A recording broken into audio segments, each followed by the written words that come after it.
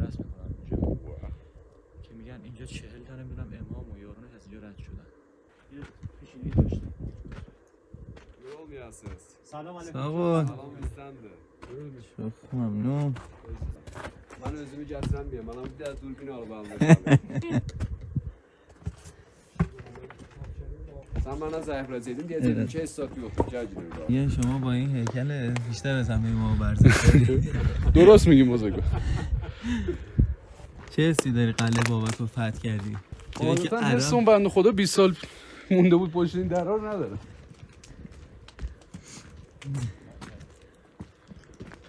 علی آقا میره که شاهنشین رو فتح کنه.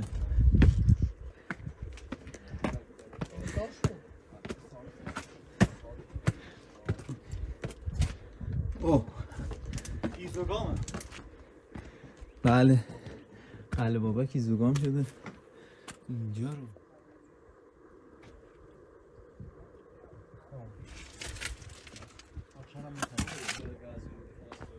بله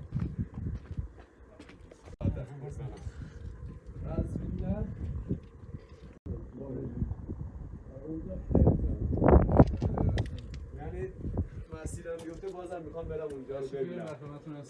نقشه چی بوده اینجا چیه؟ این بالا دژبانیه؟ دژبانی فرماندهی. صدای شغال بود؟ بگم بیشتر صدای قاطر بود.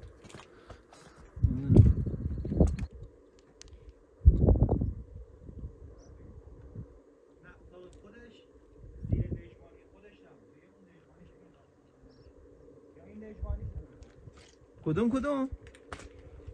یعنی یا اون دژبان خود شاه بوده، اون اتاق خودش، یا اون دژبانش بوده، اون اتاق خودش.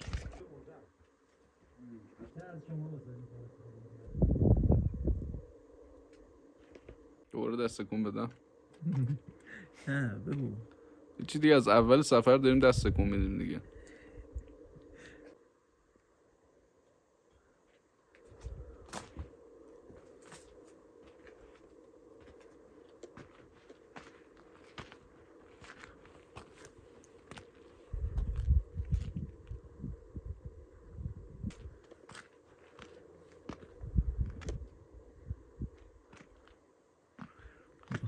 این مسیر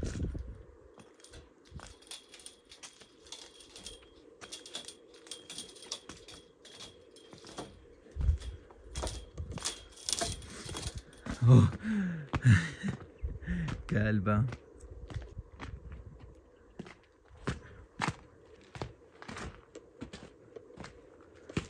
پای قدیمی قلعه است که این وسط اینها بهش نمیخوره که قدیمی باشه. اینا بتونیه احیا شده است.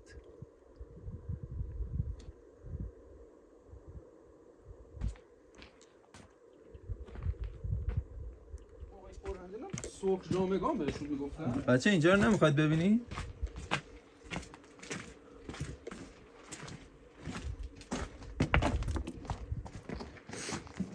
اوه تو فقط اون قاب رو نگاه کن، هرچند واقعا هیچی دیده نمیشه اونجا کلن ابره.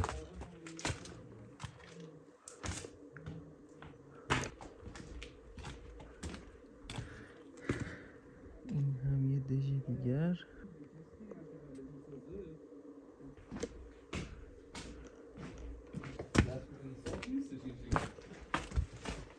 علی آقا به نظرت اینجا چیه؟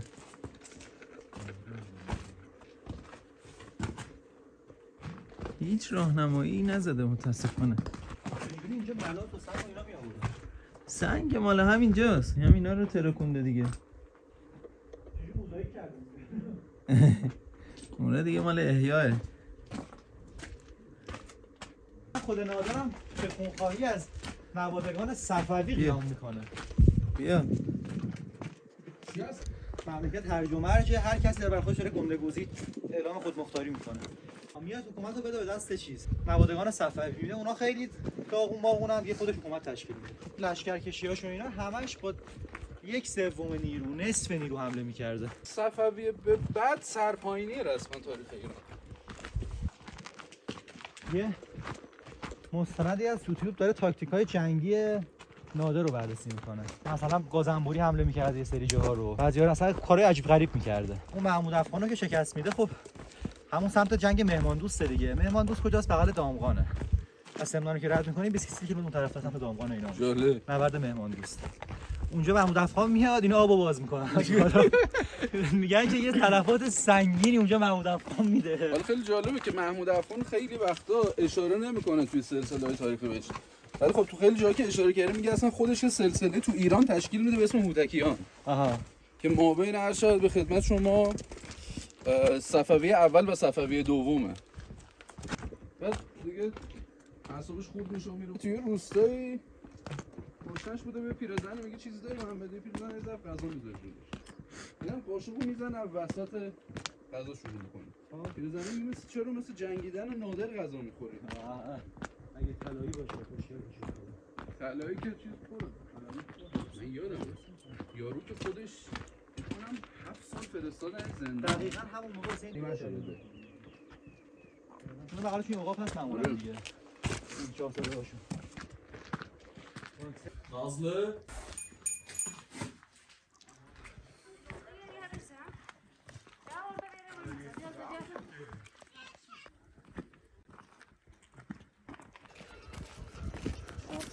والله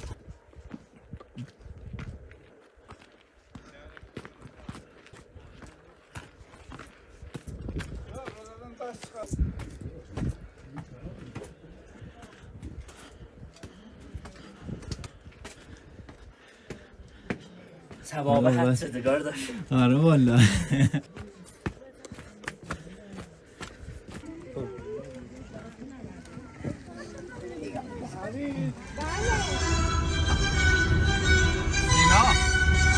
از آخرین لحظه‌های بدون آرازت لذت ببر.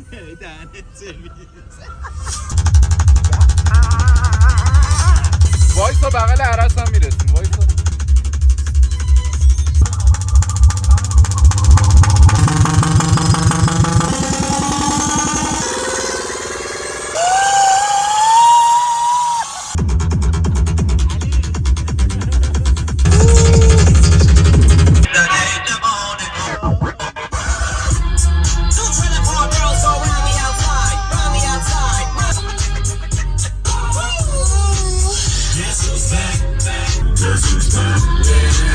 بعد اون قلعه بابک خرمی فقط این میتونه بشوره ببره.